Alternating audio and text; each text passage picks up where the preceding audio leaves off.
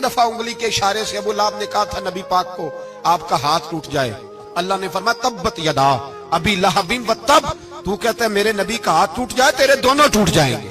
और सुनो अबू लहब का हाल क्या हो। अबू लहब का माना है अबू लहब शोलों का बाप, लहब शोलों वाला। क्या मतलब? अबू लहब इतना हसीनो जमील था कि उसके जो रुखसार थे शोलों की तरह चमका करते, इतना खूबसूरत था, लाल सुर्ख रंग था, खूबसूरत आदमी। अरब में जब गुर्बत थी तो इसके घर में उस वक्त भी 2 ईंटें सोने की थी। इतना मालदार आदमी और सरदार था सारे मक्के का, लेकिन नबी पाक की बेअदबी की। तुम्हें पता ही नहीं कि रब दुनिया में सबसे ज्यादा नाराज ही उससे है जो उसके रसूल का बेअदब है, सबसे ज्यादा नाराज ही उसी से।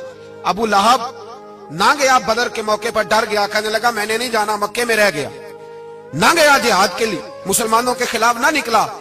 लोगों ने बड़ा इसको लान तान किया, लेकिन कहने लगा मेरे खर्चे पे 4-5 बंदे ले जाओ, मैं नहीं जाऊंगा, पीछे रह गया। लोग कहने लगे बच गया, लेकिन इसके जिस्म के अंदर ऐसी बीमारी निकली कि रेशे से भर गया सारा वजूद, रेशे। इसके बच्चों ने ले जाके अबू लहब को पीछे एक हवेली थी मक्के के बाहर, उसमें बंद कर दिया। चीखता था, चिल्लाता था, बंद कर दिया उसको ले जाके वहां पीछे। और जब उसको बंद कर दिया कमरे में तो चिल्लाता था, चीखता था, कोई मुझे बचाओ, कोई पानी पिलाओ। दरवाजा तोड़ के बाहर निकला तो चौक में मर गया अबू लहब। इतनी बदबू आती थी कि कोई करीब नहीं जाता था। चौक में लाश पड़ी थी, यह है मैयत किसी बेअदब की, मुंह दिखाने के काबिल नहीं, उनके दुश्मन पे लानत खुदा की, रहम पाने के काबिल नहीं है। चौक में लाश पड़ी है, तब्बत यदा अबी लहबिन व तब, चौक में पड़ी हुई है, कोई करीब नहीं जाता। उसके बेटों से लोग जाके कहने लगे तुम्हारा बाप था, शर्म करो।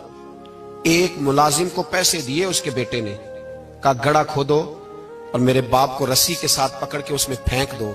एक गड़ा खोदा मक्के की गली में और रस्सी के साथ पकड़कर, रस्सी के साथ बांध कर उसकी टांग को घसीट कर उस गड़े में डाल दिया, ऊपर से मिट्टी डाल दी, बदबू का वो ढेर बंद कर दिया।